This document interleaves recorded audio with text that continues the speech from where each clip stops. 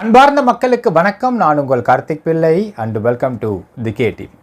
மைவி3 Ads நிறுவனத்தில் CM payment எப்போ வரும், ஏன் இன்னும் வரல அப்படிங்கிற ஒரு கேள்வி மிக முக்கியமான கேள்வியாக இருக்கின்றது மக்களை. சார் அக்கௌண்ட் ஃப்ரீஸ் ஆகலை சார், ஏன் சிஎம் பேமெண்ட் போட மாட்டேங்கிறாங்க, ஏன் இன்னும் வராமல் இருக்குது அப்படின்னு கேள்வி கேட்டுட்ருக்கீங்க. அதற்கான ஒரு தெளிவான விளக்கத்தை இந்த வீடியோ நீங்கள் பார்க்க போகிறோம். அதே மாதிரி இந்த மைவி3 ஆட்ஸ் நிறுவனம் அப்படிங்கிறது மோசடி பண்ணலை அப்படின்னு அது இந்த நிறுவனத்தை இழுத்து மூட வைக்கணும்னு நினச்சிட்டு இருக்கக்கூடிய ஒரு சில தரித்திரம் பிடிச்சவர்களே ஓப்பனாக ஆதாரத்தோடு சொல்லிட்டது அப்படிங்கிறதையும் நம்ம எங்கன்னு பார்க்க போகிறோம் மக்களே. ரெண்டுத்தை பற்றியும் டீட்டெயில்டாக விரிவாக பார்க்க போகிறோம் இந்த பதிவு. மைவி3 ஆட்ஸ் நிறுவனத்தை பொறுத்தளவுக்கு போன வாரம் வரைக்கும் கிட்டத்தட்ட ஒரு 7,000 பேருக்கு 7,000 ரூபாய் அப்படின்னு கிட்டத்தட்ட 20,000 பேருக்கு மேலே ஆல்மோஸ்ட் 14 lakh rupees போன வாரம் வரைக்கும் பிஎம் பேமெண்ட் போட்டிருக்கிறாங்க அப்படிங்கிற விஷயத்தை இதை சொல்லியிருந்த மக்களே. அதாவது போன வாரம் வரைக்கும் அப்படின்னால் 360 ரூபா கொடுத்து பர்ச்சேஸ் பண்ண நபர்களுக்கு 7,000 rupees பேமெண்ட் போடப்பட்டிருக்கின்றது ஃபார் 20,000க்கும் மேற்பட்ட நபர்களுக்கு, which comes to around 14 lakh rupees Tamil Nadu முழுக்க எல்லா டிஸ்ட்ரிக்டும் கொடுக்கப்பட்டிருக்கின்றது. இப்போ இந்த கேள்வி நம்ம இந்த விஷயத்தை சொன்னதுமே நிறைய பேர் கேட்டதுங்க, சார் அப்போ ஏன் சிஎம் பேமெண்ட் போட மாட்டேங்கிறாங்க சார், என்ன காரணம் சார், ஏன் சிஎம் பேமெண்ட் ரிலீஸ் ஆக மாட்டேங்குது. இப்போ அவருமே சக்தியானந்தன் அவர்களுமே போய் சரண்டர் ஆகியிருக்காரு, அரெஸ்ட்டும் பண்ணிட்டாங்க அவரை. ஸோ ஏன் இதில் ரிமாண்ட் பண்ணதுக்கப்புறம் சிஎம் பேமெண்ட் வருமா வராதான் கேட்குறீங்க மக்களே. First of all CM payment இது வரைக்கும் வராமல் இருந்ததற்கான முக்கியமான காரணத்தை நம்ம சொல்ல போகிறோம் மக்களே. இது நீங்கள் புரிஞ்சுக்கிட்டிங்கன்னா இது ஏன் வரலன்றது நம்ம தெளிவாக தெரிஞ்சு போயிடும். First and foremost thing, company அக்கௌண்ட்டை ஃப்ரீஸ் பண்ணிட்டாங்க அப்படின்னு சொன்னது முற்றிலும் ஒரு தவறான இன்ஃபர்மேஷன்ஸ். கம்பெனி அக்கௌண்ட்டை யாரும் எங்கேயும் ஃப்ரீஸ் பண்ணவே கிடையாது. Point number 1. Point number 2, EOW பொறுத்தளவுக்கு உங்களுக்கு இன்ஃபேக்ட் நான் சொல்கிற மக்களே, கோயம்புத்தூர் இஓடபிள்யூ இந்த கேஸை ஆல்ரெடி போன வருஷம் ஜூலை 2023 டீட்டெயில்டாக விசாரிச்சிட்டாங்க, எல்லா டாக்குமெண்ட்ஸையும் வாங்கிட்டு இந்த இன்வெஸ்டிகேஷன் கோயம்புத்தூரில் ஆல்மோஸ்ட் முடிஞ்சிச்சு. இப்போது அங்கேருந்து சென்னைக்கு ட்ரான்ஸ்ஃபர் பண்ணப்பட்டிருக்கின்றது. சென்னை ட்ரான்ஸ்ஃபர் பண்ண சமயத்தில் சக்தியானந்தன் அவர்களுக்கு ஏபி அப்ளை பண்ண சமயத்தில் தெளிவாக சொல்லிட்டாங்க இஓடபிள்யூ, இந்த case is in initial stage of investigation. இதை பற்றி உங்களுக்கு இஓடபிள்யூ கொடுத்த கவுண்டரை வைத்து பல பேர் உங்களை பிரெயின் வாஷ் பண்ணியிருப்பாங்க. அந்த கவுண்டரை தனி வீடியோவாக நம்ம போட போகிற மக்களே, அதை டீட்டெயில்டாக படித்து உங்களுக்கு தெரியப்படுத்துகிறோம். ஏனென்றால் இது உங்களுடைய கம்பெனி, உங்கள் கம்பெனியை இழுத்து மூடிட்டாங்க அப்படிங்கிற ஒரு தப்பான ப்ரொபகண்டா அவங்ககிட்ட பரப்பிக்கிட்டு இருக்கிறப்போ நீங்கள் எல்லாத்த பற்றியும் தெரிந்து கொள்ள வேண்டும். இந்த கம்பெனிலேருந்து எந்த அளவுக்கு உண்மைகள் இருக்குது அப்படிங்கிறத டிரான்ஸ்பரண்டாக நீங்கள் தெரிஞ்சிக்க வேண்டிய கட்டாயத்தை நீங்கள் இருக்கிறீங்க. Okay, coming to the CM payment. இப்போ ஜென்ரலாக உங்களுக்கு, அதாவது எங்கள் மைவி3 மெம்பர்ஸுக்கு எப்படி பேமெண்ட் வரும்ன்றதை ஃபஸ்ட் நீங்கள் புரிஞ்சுக்கோங்க. ஒவ்வொரு டிஸ்ட்ரிக்ட்லையும் ஒவ்வொரு கம்பெனி அக்கௌண்ட்ஸ் இருக்கும், பேங்க் அக்கௌண்ட் இருக்கும். அந்தந்த பேங்க் அக்கௌண்ட்டில் இருந்து ஒரு குறிப்பிட்ட அளவு வரைக்கும், இப்போ உதாரணம் சொல்ல பண்ண வச்சுக்கோங்க, ஒரு எக்ஸாம்பிள் நான் சொல்கிறேன் உங்களுக்கு. இப்போ நீங்கள் ஏடிஎம் போகிறீங்க, நீங்கள் 10,000 ரூபாய் ஏடிஎம்மில் ட்ராப் பண்ணால் உங்களுக்கு எந்த ஒரு பிரச்சனையும் இல்லை, நீங்கள் ஈஸியாக ட்ராப் பண்ணிட்டு வந்துடலாம். அதே நீங்கள் எடுத்ததுமே 25,000 rupees நீங்கள் ட்ராப் பண்ணுறீங்க அப்படின்னால் உங்களுக்கு அந்த அக்கௌண்ட்டுடைய ஆத்தரைஸ்டு நம்பருக்கு ஒரு ஓடிபி வரும். அந்த ஓடிபியை நீங்கள் டைப் பண்ணால் மட்டும்தான் அது உள்ளே போய் அந்த அமௌண்ட்டை உங்கள் கையில் கொடுக்கும். ஏனென்றால் ஒரு குறிப்பிட்ட அளவுக்கு மேலே ஹியூஜ் வால்யூம் ஆஃப் அமௌண்ட் மணியை நீங்கள் வித்ட்ரா பண்ணுறப்போ ஏடிஎம்லேயே ஆத்தென்டிகேஷன் ப்ராசஸ் அப்படிங்கிறது வைத்து விட்டார்கள். இது எல்லா பேங்க்லேயும் இருக்கின்றது. இப்போது கம்மிங் டு தி மைவி3 ஆட்ஸுடைய அக்கௌண்ட்டை பொறுத்தளவுக்கு பார்த்தீங்கன்னா ஒவ்வொரு டிஸ்ட்ரிக்ட்லையும் போன வாரம் போடப்பட்ட 14 crore பேமெண்ட் அப்படிங்கிறதை நீங்கள் டிஸ்ட்ரிக்ட் வாரியாக பிரிக்கிறப்போ it comes to few lakhs. So ஒரு குறிப்பிட்ட அளவு வரைக்கும் உங்களுக்கு இந்த அமௌண்ட்டை, முக்கியமாக சொல்கிற மக்களே, உங்களுக்கு போடக்கூடிய ஒரு அமௌண்ட்டுக்குமே இந்த கம்பெனியோடைய மேனேஜிங் டைரக்டரான திரு சக்தியானந்தன் அவர்களுடைய ஆத்தென்டிகேஷன் தேவைப்படும். அதில் நம்ம விசாரிக்கும் போது சொல்கிறாங்க, இந்த ஆத்தென்டிகேஷன் 2 ஃபார்மேட்டில் இருக்குன்றாங்க. ஒன்று த்ரூ மெயில் இருக்கும், இன்னொன்று த்ரூ மொபைல் ஆல்சோ இருக்கும். எப்படின்னால், அதாவது ஒரு குறிப்பிட்ட அமௌண்ட் வரைக்கும் வித்ட்ராவலுக்கு போடுறாங்க அப்படின்னால் மெயில் மூலியமாக ஆத்தென்டிகேட் பண்ணால் போதுமானதாக இருக்கும் அப்படிங்கிறாங்க. ஸோ மெயில் மூலமாக ஆத்தென்டிகேட் பண்ணுற பார்த்தீங்கன்னா அந்த ஓடிபி நம்பரை சக்தியானந்த ஆத்தென்டிகேட் பண்ணிட்டாலே போதுமானதாக இருக்கும். அதனால தான் போன வாரம் வரைக்கும் உங்களுக்கு பிஎம் பேமெண்ட் வந்து கொண்டிருந்தது. ஏனால் அவர் மெயிலில் ஆத்தென்டிகேட் பண்ணால் போதும் உங்களுக்கு பிஎம் பேமெண்ட்டை போட்டுருவாங்க. அந்தந்த டிஸ்ட்ரிக்டில் உள்ள பேங்க்கு அந்த ஆத்தென்டிகேஷன் எடுத்துக்கிட்டு ரிலீஸ் பண்ணுறாங்க பேமெண்ட்டை.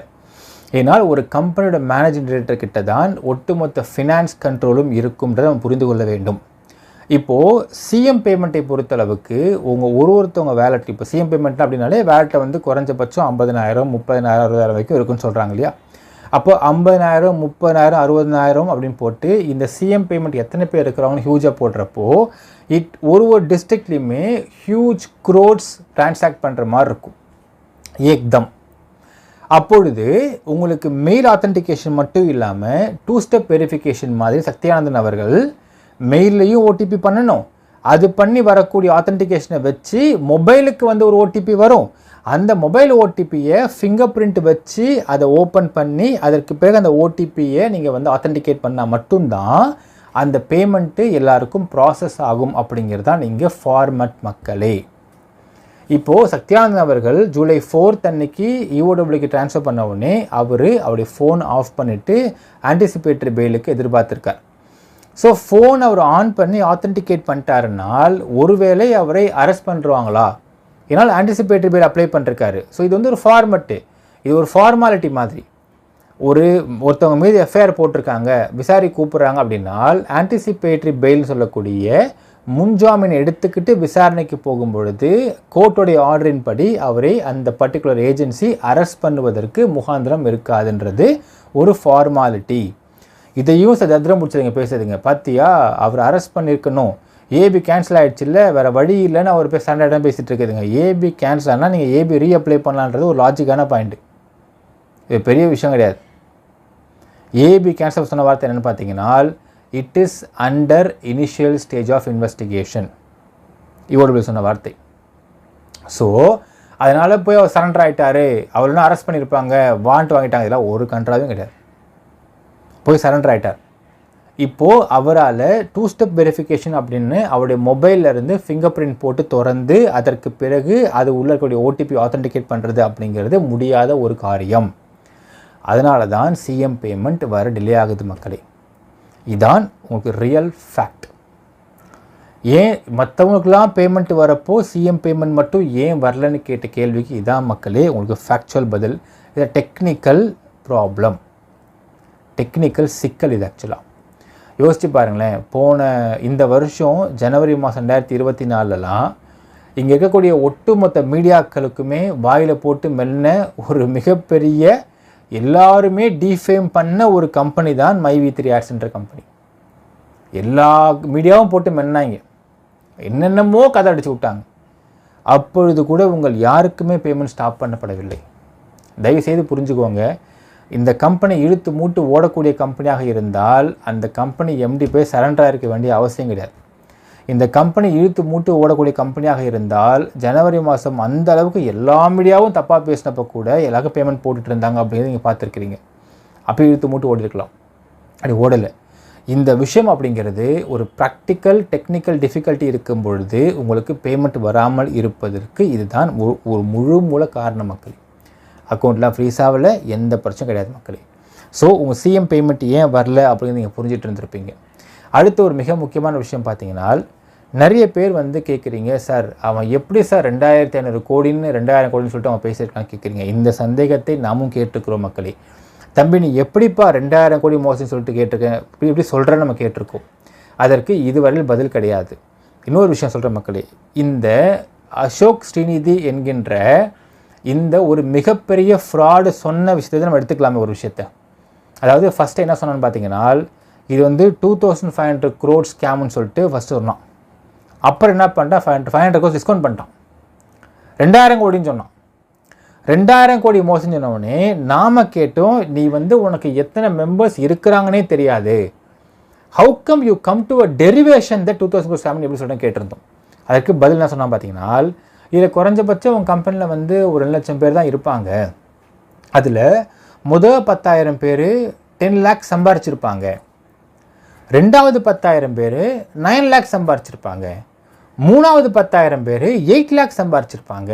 இப்படி குறைஞ்சிக்கிட்டே வந்ததுன்னா கடைசியாக சேர்ந்தவங்க தான் ஏமாளி அப்படின்னு சொல்லிட்டு ஒரு வார்த்தை விட்டுட்டான். சரி மக்களே, இப்போது இந்த அதிமேதாவி சொன்ன இந்த கேல்குலேஷன் எடுத்து நம்ம பார்ப்போமே. இப்போது இவன் சொல்கிறபடி பார்த்தா மைவி3 ஆட்ஸ் நிறுவனம் அப்படிங்கிறது 2,000 கோடி ஸ்கேம்னு அவன் சொல்லியிருக்கான். சரி, அதை ஒரு பக்கம் வச்சுக்கலாம். அடுத்தது 2 லட்சம் பேர் இருக்கிறாங்கன்னு சொல்லிட்டான். சரி, அதையும் ஒரு பக்கம் வச்சுக்கலாம்.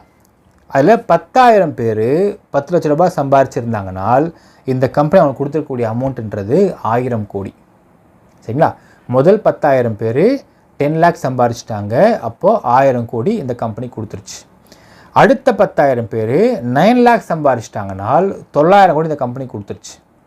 அடுத்த 10,000 பேர் 8 லேக் சம்பாரிச்சிட்டாங்கனால் இந்த கம்பெனி 800 கோடி கொடுத்துருச்சு.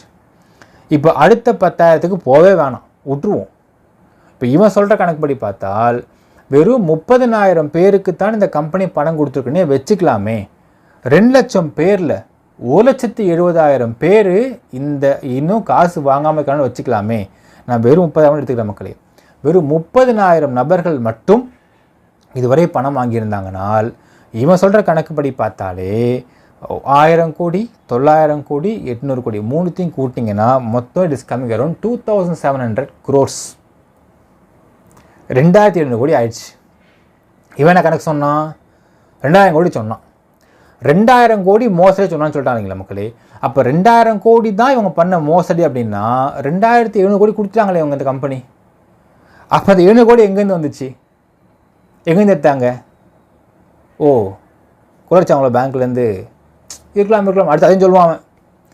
பார்த்தீங்களா, அது வேளச்சேரியில் ஒரு பேங்க் குறைச்சாங்க பார்த்தீங்களா, இவங்க தான் அடிச்சாங்கன்றோம். அடுத்தது அதுக்கு கொண்டு வந்து சேர்ப்பாங்க கூட சீக்கிரம். அப்போது இவன் சொல்கிற கணக்குப்படி பார்த்தாலே 2,000 கோடி மோசடின்னா இவன் சொல்கிற கணக்குப்படி பார்த்தாலே வெறும் 30,000 பேருக்கு 10 லட்சம் 9 லட்சம் 8 லட்சம் கொடுத்துருந்தாலுமே 2,000 கணக்கு வந்துச்சு. அப்போ 700 கோடி டெஃபிசிட் வருது.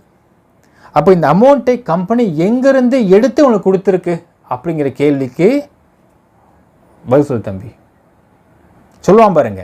நீங்கள் பார்த்தீங்களா, 2 வருஷத்துக்கு முன்னாடி வேளச்சேரியில் ஒரு பேங்க் உழைச்சாங்க பார்த்தீங்களா, இவர் தான் அடித்தாருமா. அடுத்தது வந்து அது எஃப்ஐஆர் வாங்க போகிறான் பாருங்க கூடி சீக்கிரத்தில் போயிட்டு. இவன் தான் கம்ப்ளைண்ட்டாக இருப்பான். போயிட்டு நான் பார்த்தேன் சார் அப்படின்பா. போயிட்டாங்க என் கண்ணால் பார்த்தேன் சார்ன்பான். போயிட்டு இவர் விட்னஸ்ஸு உடனே கம்ப்ளைண்ட் எடுத்துருவாங்க அங்கே போலீஸ் ஸ்டேஷனில்.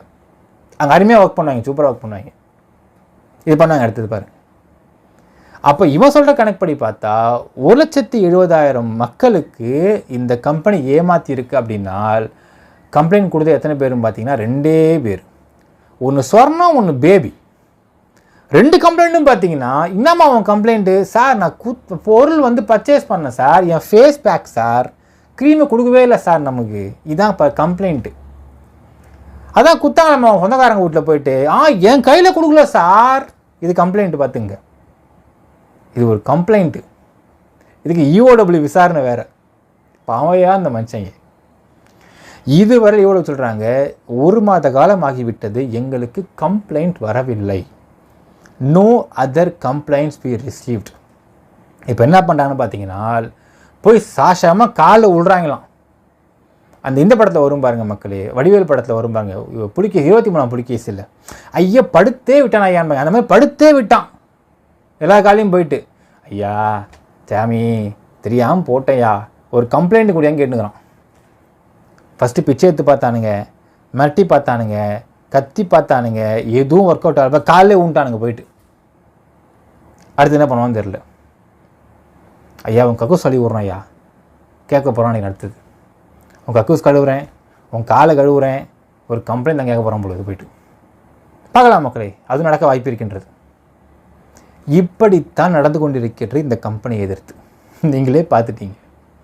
ஒரு விஷயம் சொல்கிற மக்களே, இதுவரையில் EOW அப்படிங்கிற ஒரு ஏஜென்சி ஒரு கம்பெனிக்கிட்ட வந்து ஒரு வழக்கு தொடுத்து அவங்கக்கிட்ட இருந்து இந்த மக்களுக்கு காசு வாங்கி கொடுத்துட்டோம் அப்படிங்கிற மாதிரியான எந்த ஒரு வரலாறும் கிடையாது. மக்களுக்கு காசு தர வேண்டும் என்றால் கம்பெனி மட்டும்தான் கொடுக்க வேண்டும். Point number 1. பாயிண்ட் நம்பர் 2, நாங்கள் காசு தரமாட்டோம் அப்படின்னு சொல்கிற கம்பெனி மேலே வழக்கு தொடுத்தாலும் பரவாயில்ல. நாங்கள் காசு கொடுத்துக்கிட்டு இருக்கோம், வேலை பார்த்துக்கிட்டு இருக்கோம், வேலை செஞ்சுக்கிட்டு இருக்கோம் அப்படிங்கிற கம்பெனி மீது வழக்கு தொடுத்தால் என்ன பிரயோஜனம் இருக்க முடியும்? இப்போ சொல்கிற மக்களே, இதுவரையில் எந்த EOW கேஸ்லையுமே அந்த கம்பெனி ஒரு கம்பெனியை திவாலாக்கி வச்சு அந்த கம்பெனிக்கிட்டேருந்து பணத்தை வாங்கி அந்த மக்களுக்கு கொடுத்த மாதிரி வரலாறு கிடையாது. இப்போ இந்த கம்பெனியை பொறுத்தளவுக்கும் அவங்க பணம் தரமாட்டேன்னு சொல்லவே இல்லையே. நல்லா நடந்துக்கிட்டு இருந்த கம்பெனி மேலே தேவையில்லாத அலிகேஷன்ஸ்லாம் எடுத்து போட்டு வழக்கு போட்டு இதனை விசாரிக்கிறதுக்கு ஒரு அதிகாரி டார்ச்சர் பண்ணி அவங்கள விசாரிக்கணும்னு சொல்லிட்டு அவங்க 10 முறை 20 முறை 30 முறை ட்விட்டரில் ட்வீட்டாக போட்டு சாவடிச்சதான் யார்? இந்த அசோக் ஸ்ரீநிதி புலிகேசி, 25ஆம் புலிகேசி, 24ஆம் புலிகேசியா? ஆமாம், அவர் 23ஆம் புலிகேசி வடிவேலு, 24ஆம் புலிகேசி. இந்த 24ஆம் புலிகேசி பண்ணுற டார்ச்சர் தாங்க முடியாமல் அங்கே நீங்கள் ட்ரான்ஸ்ஃபர் பண்ணிவிட்டாங்க. எப்போ போப்பா நீங்கள் சென்னைக்கு போத்தோட அனுப்பிவிட்டாங்க. இங்கேயும் சொல்கிறார்கள் நோ கம்ப்ளைண்ட்ஸ் ரிசீவ்ட் எட். அப்பொழுது இந்த வழக்கில் என்னென்ன பண்ணுறாங்கன்றதை நீங்களே பார்த்துக்குங்க மக்களே. இன்னொன்று I want to ask sorry மக்களே. அதாவது நிறைய பேர் நீங்கள் கால் பண்ணி கேட்டிங்க, அதாவது சார் இந்த மாதிரி நான் கம்ப்ளைண்ட் பண்ண போகிற அசோசியேஷன் எடுத்து கம்ப்ளைண்ட் பண்ண கேட்டிங்க. நிறைய பேர் நீங்கள் எப்படி உங்களுக்கு ஸ்கேம் கால் வருகின்றதோ அதே மாதிரி நமக்கும் நிறைய ஸ்கேம் கால் வரும். நிறைய பேர் திட்டு வாங்கியிருக்காங்க நம்மகிட்ட. அது மாதிரி நிறைய பேர் கால் பண்ணி சார் நான் கம்ப்ளைண்ட் கொடுக்க போகிற அசோசியேஷன் எடுத்து கம்ப்ளைண்ட் கொடுக்க போகிறோம் என்ன பண்ண கேட்குறப்ப நான் திட்டியும் விட்டுருக்கின்றேன் மக்களே. அதில் நான் 2 விஷயம் நான் பார்க்குறேன். என்னென்னால், சப்போஸ் அசோக் ஸ்ரீநிதி ஆட்களே நம்மக்கிட்ட ஃபோன் போட்டு சும்மா பில்டப் கொடுக்குற மாதிரி பில்டப் கொடுத்துட்டு நான் கம்ப்ளைண்ட் தர போகிறேன் அசோக் ஸ்ரீநிதி எதுன்னு கேட்டவங்களுக்கு நான் திட்டி இருந்தால் அது திட்ட வச்சின்னு சாவுங்க. அப்போ சப்போஸ் வெகுளியாக இன்னோசென்ட்டான மைவி3 மக்கள் கால் பண்ணி நான் உங்களை தப்பாக நினச்சி நான் திட்டியிருந்தேன், திட்டிருக்க மாட்டேன் மக்களே, கடுமையாக பேசியிருப்பேன், சொல்லுங்கள் என்ன விஷயம் அப்படி கேட்டிருப்பேன். அப்படி கேட்டிருந்தால் ஐ எம் ஸோ சாரி. ஏனால் நிறைய பேர் கேட்குறீங்க சார் நான் கம்ப்ளைண்ட் பண்ண போகிறேன் கேட்டுட்ருக்கீங்க. கம்ப்ளைண்ட் பண்ணுவது என்றால் அசோக் ஸ்ரீநிதியை எதிர்த்து தாராளமாக கம்ப்ளைண்ட் பண்ணுங்கள். அது உங்களுடைய தனிப்பட்ட ஒரு சோல் உரிமை. அதாவது இன்றைக்கு மைவி3 மெம்பர்ஸின் பொறுமை இழந்து கொண்டிருக்கின்றார். அவங்க சொல்கிறாங்க சார் எவ்வளவோ பொறுத்து போயிட்டோம், இவன் ரொம்ப டார்ச்சர் பண்ணுறான், நடக்காத ஒரு கம்பெனியை ஏமாற்றிக்கிட்டு இருக்க ஒரு கம்பெனிகிட்ட போய் இவன் வந்து பஞ்சாயத்து பண்ணி பேசினாலோ இல்லை வழக்கு தொடுத்தாலோ அது பரவாயில்ல சார், அவன் பண்ணிட்டு போயிட்டோம். நடந்துக்கிட்டு இருந்த என் கம்பெனி மேலே வழக்கு தொடுத்து இது மாதிரி தேவையில்லாத பொலிட்டிக்கல் இன்ஃப்ளூயன்ஸ் பண்ணிகிட்டு இருக்கிறான் அப்படிங்கிறது நாங்கள் ஏற்றுக்க முடியாது. அது மட்டும் இல்லாமல் இதில் உட்காந்துக்கிட்டு ஒரு விசாரணை, அதாவது எங்கள் கம்பெனி தப்புன்னு கோர்ட் சொல்லிட்டோம் சார், நாங்கள் ஏற்றுட்டு போயிடுறோம். கோர்ட் சொல்லிட்டோம், இவன் யார் சார் சொல்கிறதுக்கு எங்களுக்கு இந்த கம்பெனி தப்புன்னு சொல்லிட்டு அப்படின்னு நிறைய பேர் கொந்தளித்து கேட்குறீங்க. உங்களுடைய ஆதங்கத்திற்கும் உங்களுடைய உணர்வுகளுக்கும் நான் மதிப்பு கொடுக்கிறேன். ஏதாவது சில இடங்களில் கடுமையாக பேச நான் மன்னிச்சிருங்க. நீங்கள் தாராளமாக கம்ப்ளைண்ட் கொடுங்க. போய்ட்டு நீங்கள் 10 பேர் போகிறீங்களோ 100 பேர் போகிறீங்களோ ஒவ்வொருத்தவரும் போகும் பொழுது ஒவ்வொரு கம்ப்ளைண்ட்டை கொண்டு போங்க, மறக்காமல் கொண்டு போங்க. எல்லாரும் சேர்த்து கம்ப்ளைண்ட் கொடுங்க. ஏன்னால் உங்கள் ஒருத்தருடைய உரிமையையும் இந்த சட்டம் மதிக்கும். உங்கள் ஒவ்வொருத்தவனோட உரிமையும் இந்த சட்டத்துக்கு மதிப்பு கொடுக்க வேண்டிய விஷயம். அதாவது இவங்க சொல்கிற மக்களே, இந்தியாவை பொறுத்தளவுக்கு human rights is most important. உங்களுடைய தனி மனித உரிமையை ஒருத்தவன் கெடுக்கிறான் அப்படின்னால் நீங்கள் தாராளமாக போய் கம்ப்ளைண்ட் கொடுக்கலாம். ஒன்று பண்ணுங்கள் மக்களே, நீங்கள் கம்ப்ளைண்ட் கொடுக்குறப்போ நீங்கள் போயிட்டு அவங்க விசாரிக்க அதிகாரி ஒருத்தர் வருவார், அவர்கிட்ட போயிட்டு இந்த கால்குலேஷன் நீங்கள் சொல்லுங்கள் சார். மோசடின்னு சொல்கிறான், 2 லட்சம் பேர் இருக்கிறாங்கன்னு சொல்கிறான். சரி சார் நாங்கள் அப்படியே வச்சுக்கிறோம். மொத்தம் 2000 கோடி மோசடின்னு சொல்கிறான், அதையும் வச்சுக்கிறோம். வெறும் 10,000 ரூபாய்க்கு 10 லட்சம் கொடுத்துட்டு இன்னொரு 10,000 ரூபாய்க்கு 9 லட்சம் கொடுத்துட்டு அடுத்தது 8 லட்சம் கொடுத்தா கூட மொத்தம் 2700 crores அந்த கம்பெனி கொடுத்துருக்கின்றது. அவன் 2000 crores மோசடின்னு சொல்கிறான். இப்போ இப்படி வச்சு பார்க்குறப்பயே 700 கோடி எக்ஸ்ட்ரா கம்பெனி கொடுத்துருக்கு. எப்படி மோசடி அவன் சொல்கிறான்? இதை கேட்டு சொல்லுங்கள் சார். எங்களுக்கு ரொம்ப மன உளைச்சலையும், அதாவது ஒருத்தவங்க சொன்னாங்க சார், ஒருத்தவங்க ஃபோன் பண்ணுறப்ப சொன்னாங்க, ஆனால் நான் தற்கொலை பண்ணி போகிறேன் அப்படின்னாங்க. உடனே ஏன்பா அப்படின்னு கேட்டேன். சும்மா சாக மாட்டேன்னா, என் சாவு காரணம் இந்த அசோக்ஷன் எழுதி செத்து போகிறான்னு சொன்னாங்க. சொன்னாங்க இப்படி பண்ணாதீங்கப்பா, வெயிட் பண்ணுங்கப்பா. நான் சொன்னேன் இல்லை நான் ரொம்ப டார்ச்சர் பண்ணுறானா, எது நான் தேவையான வீடியோ போட்டு உட்காந்துருக்கான் அவன் அப்படிங்கிறாங்க. ஸோ உங்களுடைய எமோஷன்ஸை இந்த அரசும் சட்டமும் கண்டிப்பாக கேட்கும். யாரும் தற்கொலை பண்ணிக்க வேண்டாம், தற்கொலை காரணம் இந்த அசோசியேஷன் எதுவும் சேர்த்து போக வேண்டாம், அப்படிலாம் பண்ணாதீங்க. உங்களுடைய ஆதங்கத்தை ஒரு பேப்பரில் எடுத்து கம்ப்ளைண்டாக எழுதி கூட கொண்டு போய் நீங்கள் காவல்துறை கொடுங்க. அது உங்களுடைய உரிமை. உங்கள் உரிமையை தடுக்கவே முடியாது மக்களே. நீங்கள் தாராளமாக செய்யலாம், செய்யுங்க. நீங்கள் அது உங்களுடைய தனிப்பட்ட உரிமை. ஒரு இன்ட்ரெஸ்டிங் மேட்டர் சொல்கிற மக்களே, சத்யானந்த் அவர்களை போயிட்டு வந்து சரண்டர் ஆகிறார். சரண்டர் ஆகிறப்போ அவங்க தரப்புக்கு வந்து பெயில் அப்ளை பண்ணுறாங்க. சரண்டர் பண்ணவொடனே பிபி கேட்டிருக்காரு கோர்ட்டில், ஏன் சரண்டர் ஆகிற வந்திருக்கீங்க, என்ன நாங்கள் எதுவும் பண்ணவே இல்லைன்னு சொல்லியிருந்திருக்காங்க. அப்போது இவங்க தரப்பு கவுன்சில் பேசியிருக்காரு, இப்போ நீங்கள் இப்படி சொல்கிறீங்க, ஆனால் ஏபி அப்ளை பண்ணப்போ எடுத்ததுமே உள்ளே வந்ததுமே இது 500 கோடி மோசடி நீங்கள் சொல்லிங்க, எப்படி 500 கோடி மோசடி ஆகும் இது சொல்லுங்க கேட்டிருக்கார். பிபி பதில் சொல்லாமல் இருந்திருக்கார். மக்களை யோசிச்சு பாருங்களேன், பிபி தரப்பு சொல்லக்கூடிய வார்த்தை 500 crores மோசடி, இவன் சொல்கிற வார்த்தை 2000 crores மோசடி. என்னதாயா அவங்க கணக்கு ஃபர்ஸ்ட் ஆஃப் ஆல் சொல்லுங்கய்யா. இப்போ பார்க்க போனால் மைவி3 ஆட்ஸ் மட்டும்தான் வந்து உலகத்திலே மிகப்பெரிய கம்பெனியோ. ஒருத்தன் 500 crores, ஒருத்தவங்க 2000 crores, அடுத்து ஆரம்பிப்பாங்க 3000 கோடிம்பாங்க, அடுத்து 10,000 கோடிம்பாங்க. கணக்கு அடுத்து அள்ளி விட்றாங்க மக்களே. சைபர் தானே என்ன போட்டுக்கோன்றாங்க போல, சைபரை மட்டும் எக்ஸ்ட்ராவாக. இது சொல்லப்பட்ட வார்த்தைகள் மக்களே. ஆன்டிசிபேட்டரி பெயில் தரப்போ எடுத்ததுமே நீங்கள் சொன்ன வார்த்தை இட்ஸ் 500 crores மோசடி ஆரம்பிச்சிங்க, இப்போ ஏன் சரண்டர் ஆகுறீங்கன்னு சொல்கிறீங்க. சரண்டர் ஆகட்டுங்க, விசாரிக்கிட்டோம் சொல்லிட்டாங்களா மக்களே. கோர்ட்டில் சொல்லப்பட்ட வாதம் ஃப்ரம் சக்தியான சைடு இருந்து உங்களுக்கு. ஸோ இப்படி நடந்திருக்கின்றது கோர்ட்டில் மக்களே. ஸோ ஒரு விஷயம் தெளிவாக தெரியுது, இந்த கம்பெனி மோசடி கம்பெனி அப்படிங்கிறத பற்றி யாருக்கும் இங்கே ப்ரூவ் பண்ணுறதுக்கு ஆதாரம் கிடையாது. First point is very clear. Second point, CM payment வராமல் இருந்ததுக்கான மிக முக்கியமான காரணம் பார்த்தீங்கன்னா 2-way ஆத்தென்டிகேஷன் ப்ராசஸ். ஏன்னா ஹியூஜ் அமௌண்ட்டு போடணும். சக்தியானந்த் அவங்களுடைய ஃபோன்லேருந்து ஓடிபியும் ஃபிங்கர் பிரிண்ட்டும் வச்சா மட்டும்தான் அது ஆத்தென்டிகேஷன் பேங்க்குக்கு போய் சேர்ந்து தென் பேமெண்ட் ரிலீஸ் ஆகும்ன்றது ரொம்ப தெளிவாக இருக்குது. சக்தியானந்தன் அவர்கள் அவருடைய ப்ரிசன்லேருந்து பெயிலில் வெளியே வந்ததுமே மைவி3 நிறுவனம் அதனுடைய ஒர்க் ப்ராசஸை நார்மலாக ஆரம்பிச்சிடும்னு சொல்லிட்டு கேள்விப்படுறோம் மக்களே. அதில் எந்த விதமான மாற்றமும் இல்லைன்றதை அவரே சொல்லிட்டு போயிட்டார். அப்படி இருக்கும் பட்சத்தில் அவர் பெயில் கிடைக்கிற வரைக்கும் தான் இந்த மாதிரியான ஒரு சிக்கல்கள் இருக்க போகின்றன. இதை சிக்கல்னு சொல்கிறத விட இது கேன் சேட்டை சத்தியசோன்னு சொல்லலாம்.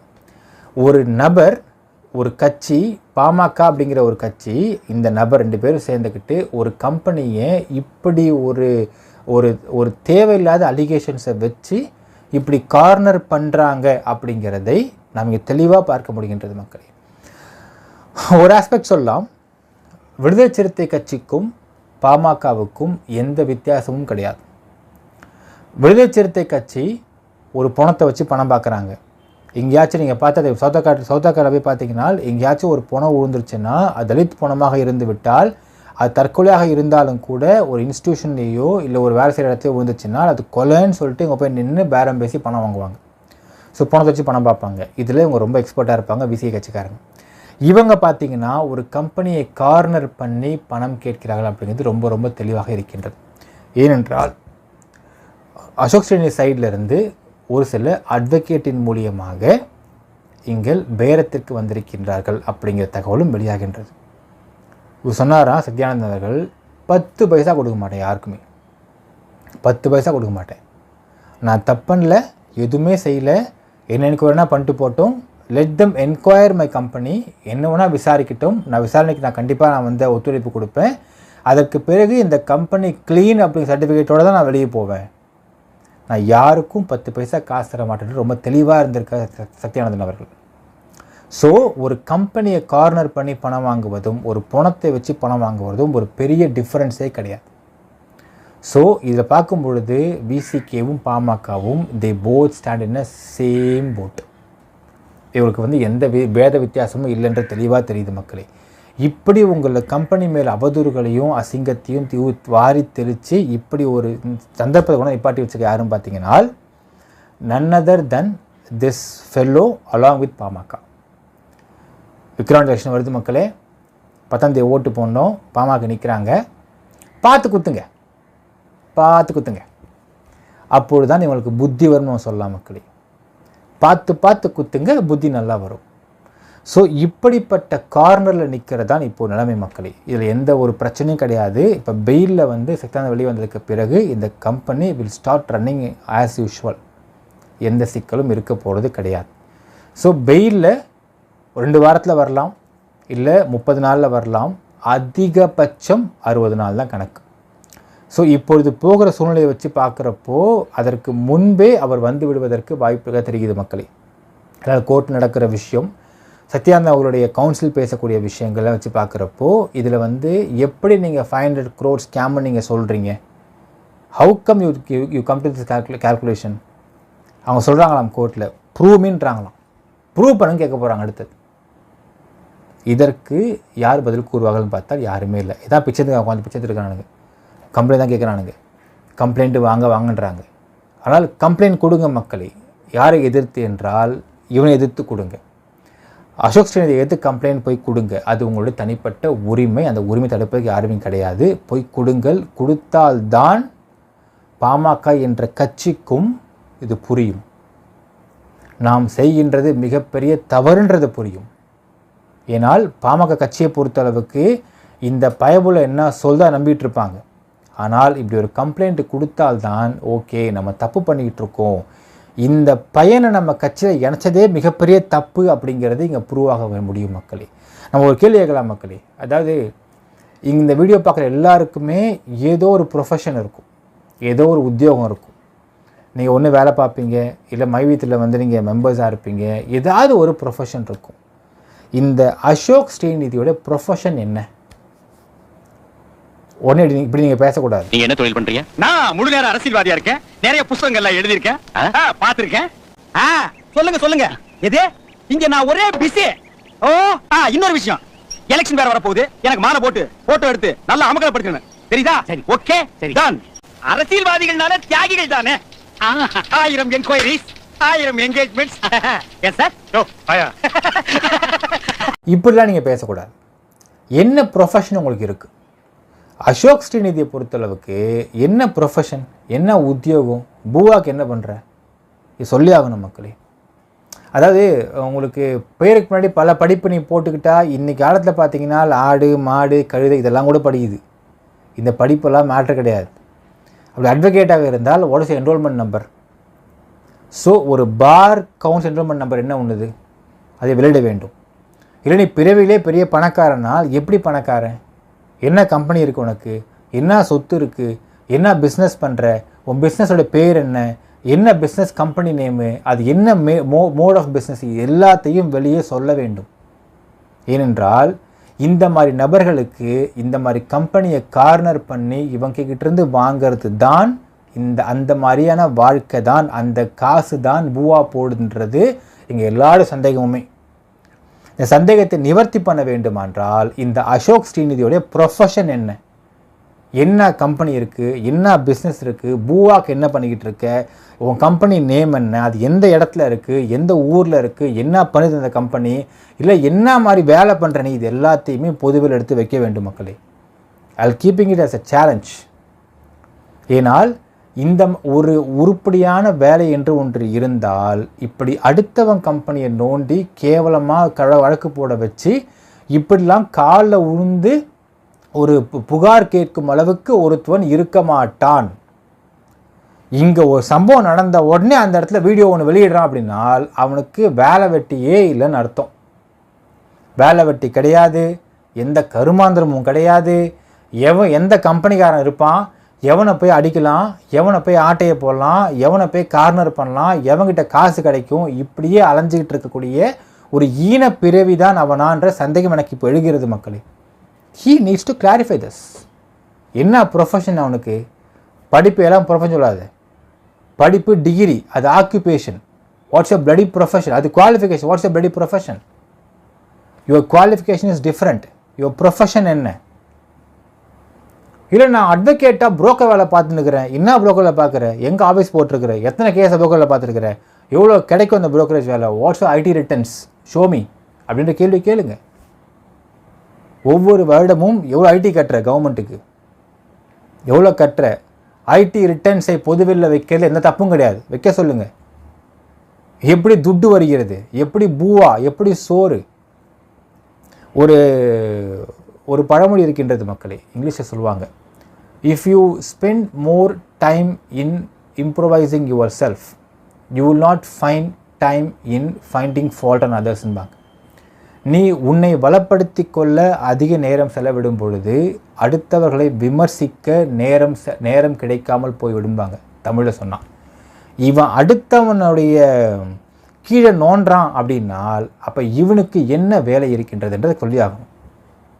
வேலையே இல்லை, வேலை வெட்டியே இல்லை, அதான் அர்த்தம். இல்லைன்னா என்ன வேலை இருக்குது, என்ன ப்ரொஃபஷன், என்ன வேலை என்ன வேலை என்ன வேலையை சொல்லியே தீர வேண்டும் மக்களே. இது தெரிந்துவிட்டால் உங்களுக்கு இந்த எல்லா கேள்விக்கும் பதில் தெரிந்துவிடும். அதாவது இவனுடைய ப்ரொஃபஷன் அப்படிங்கிறது எந்தெந்த கம்பெனியை போய் அடிக்கலான்றது தானா அப்படிங்கிற சந்தேகம் எனக்கு ரொம்ப ரொம்ப ஸ்ட்ராங்காக அடிக்கிறது. 2 ஆஸ்பெக்ட் இருக்குது. ஏன்னா ஒரு தரப்பில் கேட்குறப்போ சில அட்வொகேட்டின் மூலியமாக பேரம் பேசப்பட்டிருக்கின்றது சத்யானந்த் அப்படிங்கிற ஒரு தகவலும் கிடைக்கப்பெறுகின்றது. அது ஒரு பாயிண்ட். செகண்டு, இப்போ மைவி3 ஆட்ஸ்ன்ற கம்பெனி காசே கொடுக்கலனாலும் பார்த்தியா எவ்வளோ பேர் கம்பெனி தெரியுமா, பல கோடி ஒர்த்து கம்பெனி, அது 2000 கோடி ஒர்த்து கம்பெனி, அதையே நாங்கள் ஆட விட்டோம் அப்படின்ட்டு சிறு கம்பெனிகளில் போயிட்டு பேரம் பேசுகிறானா, இந்த சந்தேகத்தை முன்னெடுப்புகிறோம் மக்களே. ஆப்ஷன் இருக்குது, வாய்ப்பு இருக்கின்றது. there is a chance for it.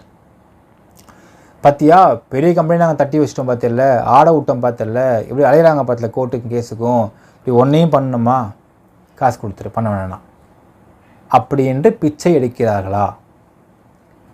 பல இடங்களில் பேரம் பேசுவதை நாம் பிச்சை என்று தான் கூற முடியும். உழைச்சி சம்பாதிக்க முடியலனால் இதற்கு பெயர் என்ன மக்களே? கௌரவ பிச்சைன்னு சொல்லாமா?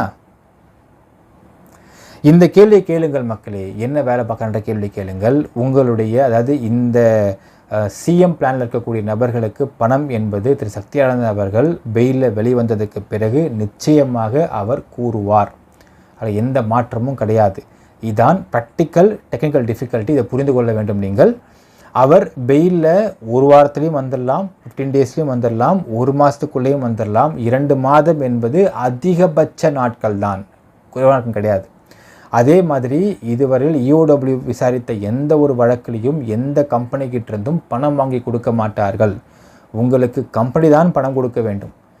கம்பெனி பணம் கொடுக்கலன்னு சொன்னாலும் பரவாயில்ல, இந்த கம்பெனி பணம் கொடுக்க மாட்டேன்னு சொல்ல, கொடுத்துக்கிட்டு தான் இருக்குது. அப்படிப்பட்ட கம்பெனியை கார்னர் பண்ணி உட்கார வச்சு யோசிச்சு பாருங்கள் மக்களே. ஜனவரி மாதம் 2024ஆம் வருஷம் இந்த கம்பெனியை பற்றி பேசாத மீடியா கிடையாது. அத்தனை மீடியாவும் தப்பாக தான் பேசினானுங்க. அப்பொழுதே காசு போட்டுக்கிட்டு இருந்த இந்த கம்பெனி கரெக்டாக ஏப்ரல் மாதம் டேட் அனௌன்ஸ் பண்ணுறாங்க எலெக்ஷனுக்கு. அப்பொழுது இந்த கம்பெனி KYC அப்டேட் பண்ணுறாங்க. அப்டேட் பண்ணதுக்கு பிறகு ஜூன் மாதம் 4 அன்றைக்கி இந்த விஷயம் முடிந்த உடனே பார்த்தீங்கன்னா ஒரு கேஸ் ரெஜிஸ்டர் பண்ணுறாங்க. June 4 the case was registered and transferred to EOW Chennai. இன்றைக்கி தேதி என்ன மக்களே? 6th ஜூலை. 1 மாதம் 2 நாட்கள் ஆகிவிட்டது. இதுவரையில் no complaints against this company அப்படிங்கிறது தான் இங்கே இந்த கம்பெனி யாரும் ஏமாத்தலை அப்படிங்கிறதுக்கான ஒரு மிகப்பெரிய ஆதாரமாக பார்க்க முடியும். இப்பொழுதும் நீங்கள் கம்பெனியை நம்பலாம் அப்படிங்கிறதுக்கு இது ஒரு மிகப்பெரிய ஆதாரம் மக்களே. ஸோ இதுதான் நிலவரம் மக்களே. என்ன நினைக்கிறீன்றது கமெண்ட்டில் மென்ஷன் பண்ணுங்கள். நன்றி, வணக்கம்.